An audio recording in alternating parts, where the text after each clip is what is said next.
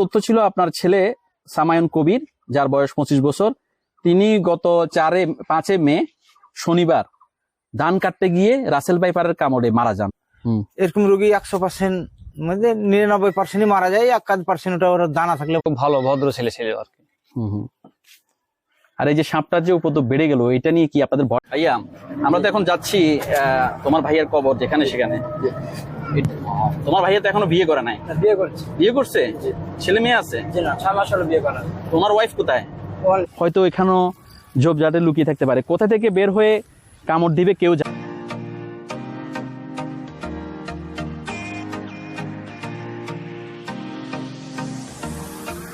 না। আমি এখন এই মুহূর্তে অবস্থান করছি রাজশাহী জেলা গোদাগাড়ি থানার চম্পকনগর গ্রামে। এখানে আসার একটাই কারণ, এখানে খুব দুঃখজনক একটি ঘটনা ঘটে, যেটা হচ্ছে গত 5 মে রোজ শনিবার ধান কাটতে গিয়ে বিষাক্ত রাসেল ভাইপারের কামড়ে সামায়ন কবির নামে একজন যুবকের মৃত্যু হয়। তার বয়স অনুমানিক 25 বছর। তো আজকে এই পুরো বিষয়ের উপর একটা প্রতিবেদন করব। আমি কথা না বাড়িয়ে সরাসরি ব্লগে চলে যাচ্ছি। ভিউয়ার্স, আমার সাথেই থাকুন। ভিউয়ার্স, আমার সম্মুখে যিনি দাঁড়িয়ে আছেন তিনি হচ্ছেন বিষাক্ত রাসেল ভাইপারের কামড়ে নিহত সামায়ন কবির সাহেবের বাবা। আসসালামু আলাইকুম। ওয়ালাইকুম আসসালাম। আঙ্কেল, কেমন আছেন? আলহামদুলিল্লাহ, আল্লাহ ভালোই রেখেছে। আঙ্কেল, আমার কাছে একটা তথ্য ছিল, আপনার ছেলে সামায়ন কবির, যার বয়স 25 বছর, তিনি গত 5 মে শনিবার ধান কাটতে গিয়ে রাসেল ভাইপারের কামড়ে মারা যান। পুরো বিষয়টা যদি একটু বলতেন, কি হয়েছিল সেদিন, কখন ডাক্তারের কাছে নিয়ে যান, কখন মারা যায়, সবকিছু খুলে বলুন। মোটামুটি 10টার দিকে কামড় দেয়। সকাল 10টায়? সকাল 10টার দিকে কামড় কি দেয়। ধান কাটতে গিয়েছিল? ধানের খেতে ধান কাটছে। কোথায় এটা, জায়গাটা যদি বলতেন? ওই আলাতুল ইউনিয়ন। আচ্ছা, এটা বাড়ি থেকে কত দূর, কত কিলো হবে? এই পদ্মার ওপার মোটামুটি।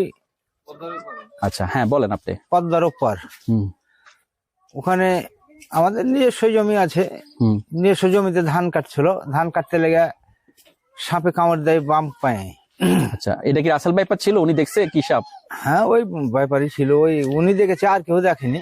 আচ্ছা, উনি কি বলছে এসে, মানে সাপের কথা, কোন সাপ এরকম উল্লেখ করছে যে আমাকে রাসেল ভাইপারে কামড় দিছে বা অন্য? হ্যাঁ, ওইটাই বলেছে। আচ্ছা, তারপরে বলুন। বলে ওখান থেকে আপনার হোন্ডায় তুলে নিল। হোন্ডা তুলে এসে নৌকায় দিল। নৌকা থেকে নামিয়ে অ্যাম্বুলেন্সে তুললাম। অ্যাম্বুলেন্সে রাজশাহী চলে গেলাম। সরকারি মেডিকেলে গিয়ে ভর্তি করলাম। ভর্তি করার পরে ডাক্তার যথেষ্ট চেষ্টা করেছে, হয়নি, তার মৃত্যু আছে। আল্লাহ অ্যান্টিভেনমটা দেওয়া হয় সাপের যে ভ্যাকসিন? হ্যাঁ, দিয়েছিল, সাথে সাথে দেওয়া হয়। হ্যাঁ। আপনারা তো ওজার কাছে তো নেন নাই, সরাসরি ডাক্তারের কাছে? সরাসরি ডাক্তার হাসপাতালে নিয়ে গেছে। জি জি। তো ওনারা প্রাথমিকভাবে দেখার পরে কি বলছে, মানে কি বলছিল যে এই বিষাক্ত সাপ, এটা এরকম রোগী 100% মধ্যে 99% মারা যায়, 1% ওটা ওর দানা থাকলে বাঁচে। আচ্ছা, ওনার কোন পায়ে কামড় দেয়? বাম পাশে, বাম পায়ে। কি একদম দাঁত বসে গেছিল? হ্যাঁ, খাবলা করে তুলে গেছিল এরকম খাল করে। মানে পা ফুলে গেছিল বা এরকম কিছু হয়েছে, বা যে পচে যায়? রাসেল ভাইপার কামড় দিলে তো অনেক সব পচে যায়। কি হয়েছিল ওই জায়গাটা? ফুলেছিল। আচ্ছা, এতখানি জায়গা গোভা করে, মানে মাংস তুলে গেছিল এতখানি জায়গা। বা ওনার ভিতরে কি কোনো সিমটম, জ্বালা পোড়া এরকম কিছু করছিল যখন গাড়ি করে নিয়ে যান ওনাকে? উনি কি বলতেছিল, জ্বালা পোড়া করতেছে মানে এরকম কিছু? হ্যাঁ, ওই ওখানে আপনার ওই মুখ দিয়ে গারল ভেঙে গেছিল, ফেফড়ে উঠে গেছিল। যেতে যে বমি করে চলে যেতে যেতে ওখানে যে তখন ওই পায়খানার দাঁত দিয়ে সব ওই রক্ত পড়তে লাগলো। পেশাব পায়খানার দাঁত দিয়ে খালি রক্ত চলে যায়। আর ওই ওখানে আপনার ওই স্যালাইন চলে, ডাহরে পাল্টাই কাপড় চোপড় হয়। এভাবেই আপনার মোটামুটি তারপরে যখন মৃত্যুর সময় হলো, তখন মুখ দিয়ে রক্ত উঠে এই 7:30টার দিকে মারা গেছে। উনি কি আইসিইউতে ছিল? জি না, বেড পাইনি না? বেড পাইনি, নিচে রেখেছিলাম। তো আপনাদের থেকে কোনো কি বনসই বা এরকম কিছু ডাক্তাররা নিয়েছিল চিকিৎসার সময়? মানে ওই যে এসব রোগীর তো আবার চিকিৎসা করতে হলে একটা সবাই থেকে একটা সাইন নিয়ে যেটা করে, হয়তো মারা যাইতে পারে। ডাক্তার ছিল না? ছুটির জন্য ডাক্তার ছিল না, বলছে রোববার 10টাতে আসবে। তো ডাক্তার না থাকলে করছে কে, মানে ভ্যাকসিন বা? ছোটবেলা ছিল ওরা নার্সে আর একটা। হ্যাঁ, আমি তো অত চিনি না, কিন্তু এমনি এটা দেওয়া হয়েছে কিনা, যেটা অ্যান্টিভেনম যেটা, এটা দেওয়া হয়েছিল? হ্যাঁ, দেওয়া হয়েছিল। আচ্ছা আচ্ছা, ঠিক আছে। সবই করেছে, আসলে তার দানা নাই, মৃত্যু আছে, সে মরবে, এটাই। আচ্ছা, কখন মারা যায় উনি? ওই 7:30টার দিকে। 7:30টার দিকে। এরপর ওনাকে কখন নিয়ে আসেন, দাফন কখন করেন? মোটামুটি এই থানাতে, ওই রাজবাড়ি থানা থেকে আপনার গোদাই থানায় মেসেজ দিল। মেসেজে এরা তখন বললো চরের মধ্যে ওটাই চরের চাপাইতে যেতে হবে, তখন ফের চাপাইতে ম্যাচিস দিল ওরা, তখন ওখানে চাপাইতে লোক গিয়ে ওখানে আপনার লিখিত দিয়ে হুম হুম। ওখান থেকে ফের রাজবাড়ি থানায় ম্যাচিস দিয়ে রাতে 1টার সময় বাড়ি আসতে 1:30টা বেজেছে। তো ওখানে মোটামুটি ধরলেন 12টার পরে বাহির করেছিল, 12:30টার দিকে নাকি 12:30টার দিকে। আচ্ছা, আমি আরেকটা কথা বলবো, সাপে কাটা রোগী অনেক সময় আমি নিজেও দেখেছি, আমাদের আত্মীয়র ভিতরে একজন সাপে কাটা রোগী ছিল, মারা যায়। তো ওনার দাফনের সময় রক্ত বের হয়েছিল অনেক। আপনার ছেলের বেলায় কি এরকম কিছু হয়েছে, রক্ত বের হয়েছে অনেক? পানি খাওয়ালে খুবই করে। না না, আমি সেটা বলতেছি না, ওটা তো জীবিত অবস্থা। আমি বলতেছি যে যখন মারা যায় দাফন করতেছিলেন তখন কি কোনো রক্ত পেয়েছিল? অনেক নাক দিয়ে রক্ত বের হওয়া উঠেছিল, এরকম রক্ত বের হয়েছিল না? সবার সময় তো রক্ত বেরিয়েছে। তো এখন কি বলার আছে, এই যে আপনাদের এই পদ্মার পাড়ে যে এলাকাগুলো সবগুলো, আমি আজকে কয়েকটা জায়গায় গিয়েছি, সবগুলো এই যে রাসেল বাইপারের কামড়ে ম্যাক্সিমামে মারা গেছে। এই যে এই সাপটা যে হঠাৎ করে বেড়ে গেল, এখন সরকারের নিকট কি চাওয়ার আছে? আপনারা তো বাস করতে হবে, এইভাবে সাপ যদি আপনার চর থেকে এসে লোকালয়ে চলে আসে, মানুষ কিভাবে বাঁচবে? আপনাদের কি বলার আছে এই সাপের ব্যাপারে? আমাদের বলার আছে সরকার পদক্ষেপ নিলে যদি কোনো মাঠে ওষুধ পানি বাইর করতে পারে তাহলে ভালো হয়। কারণ এখন তো কৃষক ধান কাটতে ভয় পায়। এখন কাটছে, এখন কি করবে, মৃত্যুর দেখে তো লাভ হবে না, পেট পিছনে। এবং আমি আমার কাছে একটা তথ্য ছিল নাকি ওই চরে গত 8 বছর আগে 8 জন মারা যায় রাসেল বাইপারের কামড়ে, এরকম একটা তথ্য পত্রিকাতে দেখেছি। বছর 2 আগে এটা ঘটনা হতে হতে মাঝখানে এই 2 বছর থেকে একটু ক্ষান্ত পড়েছিল, এবারকার আবার জোর দিয়েছে। আপনার হিসাব অনুযায়ী কতজন মারা গেছে এরকম? যদি আমাদের ওই জায়গাটাতেই ওই মানে চরে কাজ করতে গিয়ে কৃষক কতজন মারা গেছে? 10-12টা মারা গেছে, 2টো একটা আছে, তো ওগুলো মাইচে থাকবে না, মেরে জামেলাই ভালো, এমনি পঙ্গুর মতো হয়ে গেছে, কোনো কাজকর্ম করতে আর না, এমনি আছে, মানে থেকেও না থাকার মতো। হ্যাঁ ওইটাই। এখন এই যে রাসেল বাইপারটা, আমি আরো কয়েকটা সাক্ষাৎকারে যাদের সাথে কথা বলছিলাম সবাই বললো যে ইন্ডিয়ার সাইডে অনেকগুলো জঙ্গল আছে, ওইখানকার লোকেরা ওই জঙ্গলগুলোকে কেটে ফসলি আবাদ করতে চাইতেছে এবং আগুন ধরিয়ে দিয়েছে, যার কারণে ওই সাইড থেকে পদ্মা নদী পার হয়ে এগুলো এই পাশে চলে এসেছে। আবার কেউ বলতেছে যে বন্যার সময় চলে এসেছে। মেন কি মনে হয় আপনার? বন্যার সময় এসে এটাই ঠিক, মানে আপনার এগুলো তো আপনার তো ধরেন আপনার তো মোটামুটি বয়স হয়েছে, আপনি আমাকে বলুন তো আগে কি এরকম দেখেছিলেন সাপের উপদ্রব? আজকে কয় বছর এই সাপের উপদ্রবটা বাড়লো, মানে আপনার মতে, মানে আজকে কয় বছর? আগে কি এরকম সবসময় এরকম ছিল সাপের উপদ্রব নাকি হঠাৎ করে বেড়েছে? না না, এই সাপটা আমাদের এখানে আসা মোটামুটি ধরেন 10 সালের এইগুলোতে আমদানি হয়েছে। কেন, মানে এর আমদানি হওয়ার কারণটা কি কারণে হয়েছে আপনার মনে হয়? সেও আল্লাহ জানে, কিন্তু কথা হয়েছে যে আমরা শোনা কথা যে হয়তো বন্যাতে ভেসে এসেছে, এটাই শুনেছি। মানে মেলা লোক বলে যে এটা এই আমাদের দেশের তো সামনে, এটা আফ্রিকার সাপ, এরকম মানে আলোচনা করে, অনেক বিষাক্ত এটা আলোচনা, এবং এটা সত্যিকার ওষুধ এখনো পর্যন্ত একেবারে শিওর সেটা হয় না। আমাদের দেশে যে সাপগুলো ছিল কিনা ওই সব সাপে কামড়াইলে শতকে মেরে 1-8টা লোক মেরেছে কোনো মানে তদবিরের কারণে।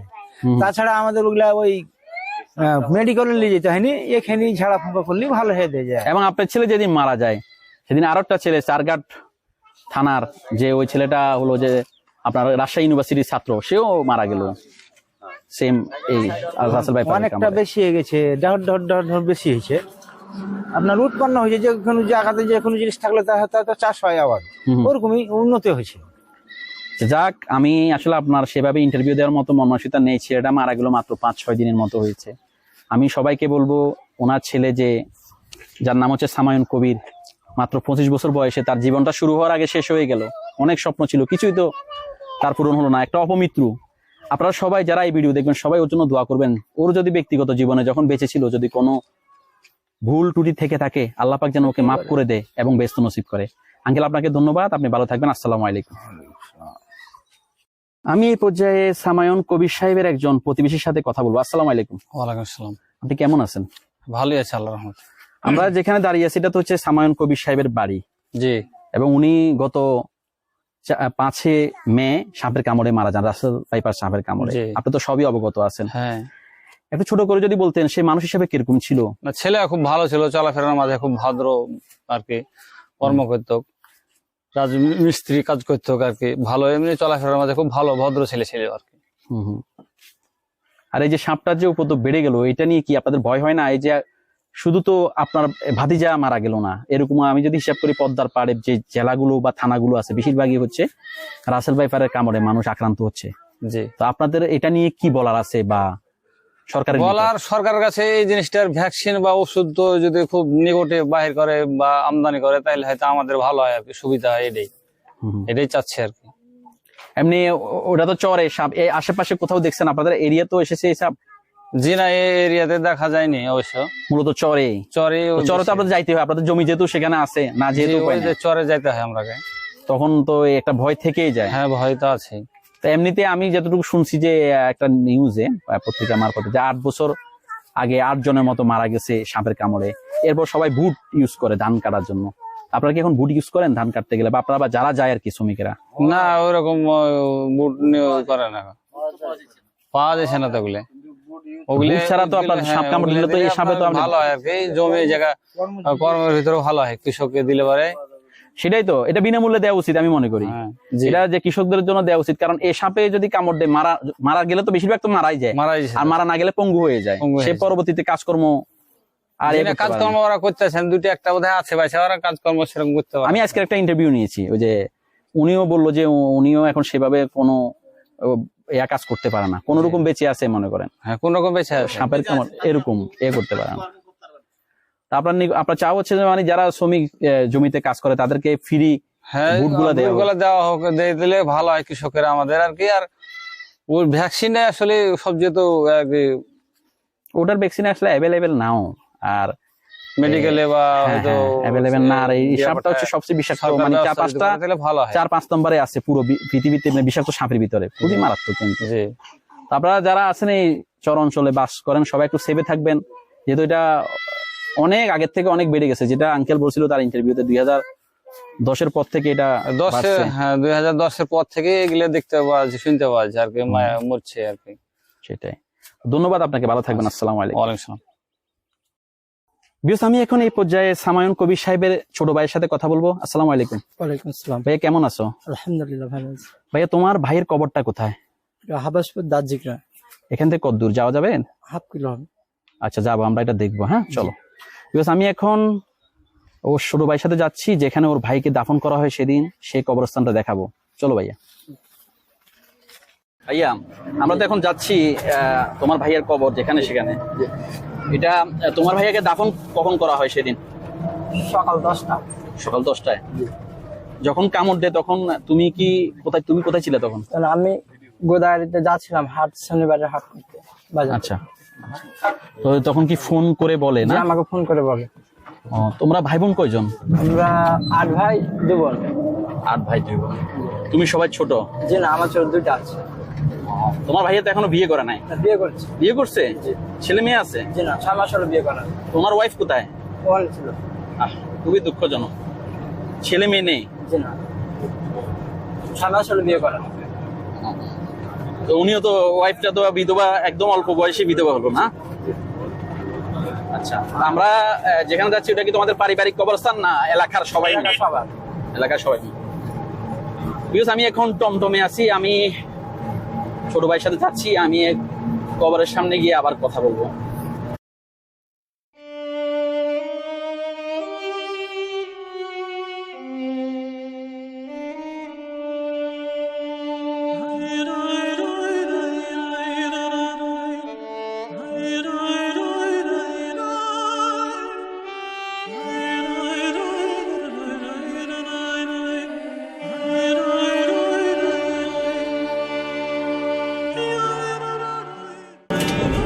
ভাইয়া আমরা তো টমটম থেকে নামলাম, কবরস্থানটা কোথায়? আসামের সামনে। চলো।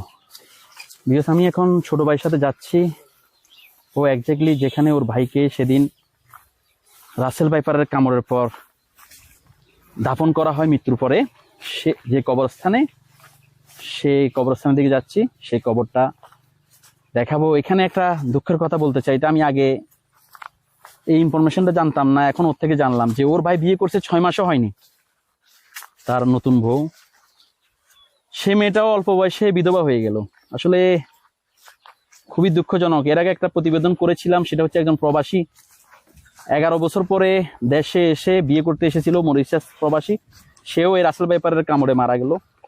তারপর একজন রাজশাহী বিশ্ববিদ্যালয়ের ছাত্র, যে একবার বিসিএস দিয়েছিল, পরে আবার দেওয়ার পরিকল্পনা ছিল, হয়তো পাশও সে করতো, পাশ করলে সে হয়তো ম্যাজিস্ট্রেট বা সরকারের উচ্চ পর্যায়ে কাজ করত, সেও চলে গেল। আর আজকে আরেক ভাই, যার বয়স মাত্র 25 বছর, বিয়ে করেছেন মাত্র 5 মাস কি 6 মাস হবে, সে অবস্থায় সেও রাসেল ভাইপারের কামড়ে মারা গেল। তার সাথে সাথে তার এই যে নতুন বউ, তার জীবনটা এখন অনিশ্চিত, অন্ধকারের দিকে তার ভবিষ্যৎ। তো আসলে এই বিষয়গুলো যারা ঊর্ধ্বতন কর্তৃপক্ষ আছেন তারা একটু দেখবেন, হঠাৎ করে কেন এই রাসেল ভাইপার সাপের উপদ্রব বেড়ে গেল এই চর অঞ্চলে যারা আছেন মানুষজন পদ্মার পাড়ে, বেশিরভাগ পদ্মার পাড়ে এই ঘটনাগুলো ঘটছে যে সাপের কামড়ে মানুষ মারা যাচ্ছে। ভাই কোথায় কবরটা? এই সামনে। আচ্ছা, আমি যাচ্ছি আসলে কবরের দিকে। ভাইয়া, জি। আমরা তো কবরের সামনেই আছি। জি তোমার ভাইয়ের কবর কোনটা? জি, এটা। এটা না? জি, এটা। দেখুন ভিউয়ার্স, যেটা বলছিলাম, মাত্র 25 বছর বয়সে, সদ্য বিবাহিত, মাত্র 5 মাস হয়েছে বিয়ে করেছেন, সে ভাই রাসেল ভাইপারের কামড়ে আজকে তার বাড়ির পাশে, অল্প দূরত্ব এখান থেকে হয়তো আধা মাইল হবে বাড়ি, হাফ কিলো, সে বাড়ি থেকে হাফ কিলো দূরত্বে মাটির ঘরে শুয়ে আছেন। খুবই দুঃখজনক একটি ঘটনা। বিকজ এই জায়গাগুলো দেখুন, আসলে এই যে পদ্মার পাড় বলেন বা এই এরিয়াগুলো বলেন, সব জায়গায় কিন্তু রাসেল ভাইপারের ভয় আছে। রাসেল ভাইপার যে কোনো জায়গায় লুকিয়ে আছে। এইসব জায়গায় ভিডিও করতেও আসলে আমার খুব ভয় লাগে। হয়তো এখানেও থাকতে পারে, হয়তো এখানেও ঝোপঝাড়ে লুকিয়ে থাকতে পারে, কোথা থেকে বের হয়ে কামড় দিবে কেউ জানে না।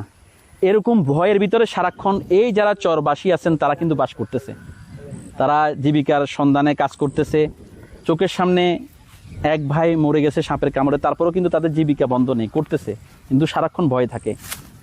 তো আমি এখন এরিয়াগুলোর ভিউ দিব, যেখানে আপনারা দেখলে বুঝতে পারবেন যে সাপ এখানে থাকলে কত ভয়ঙ্কর। এই যে গর্ত আছে বা বিভিন্ন ঝোপঝাপ সব কিছু আমি শেয়ার করতেছি।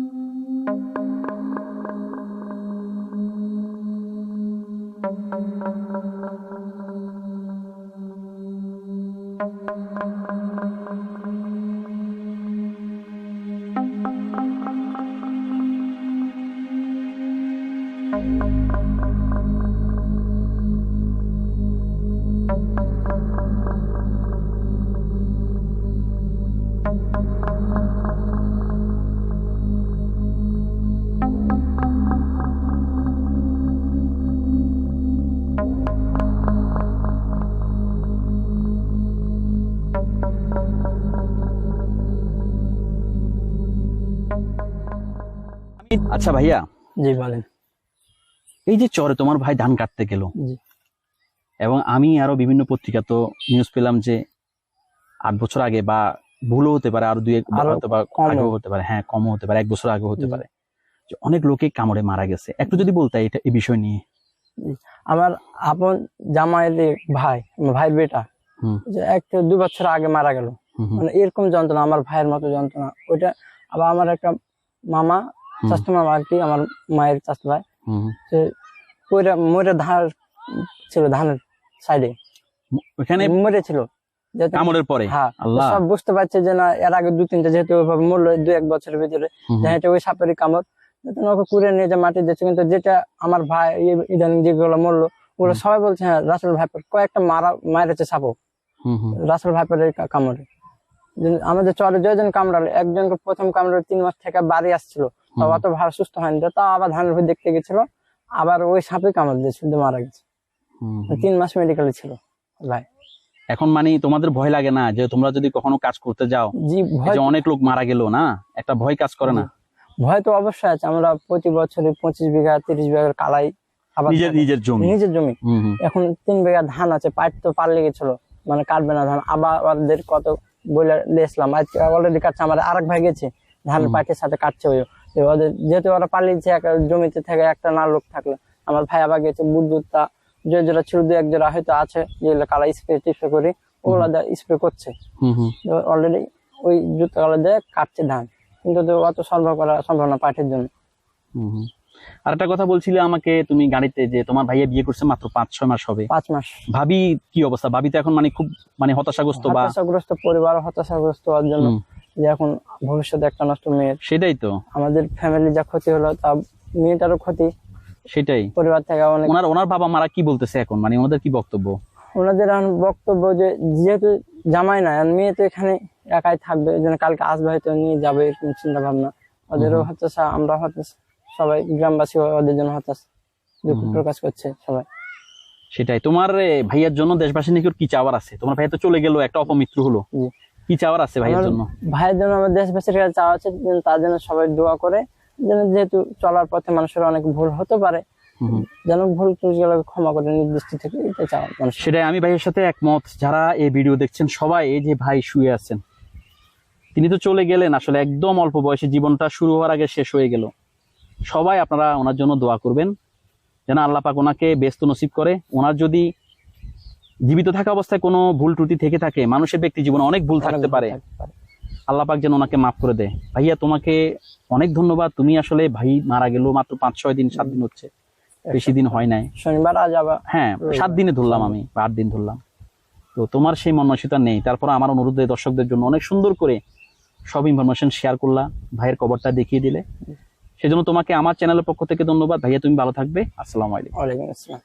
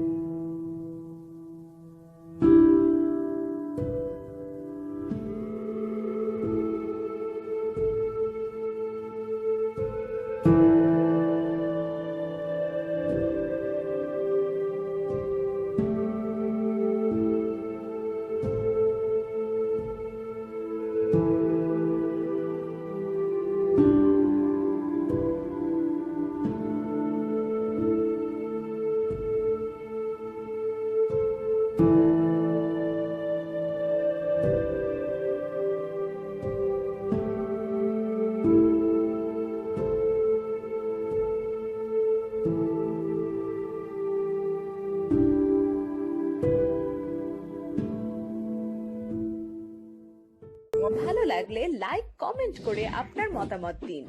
সাথে থাকার জন্য সাবস্ক্রাইব করুন এবং বেল বাটনটিতে ক্লিক করুন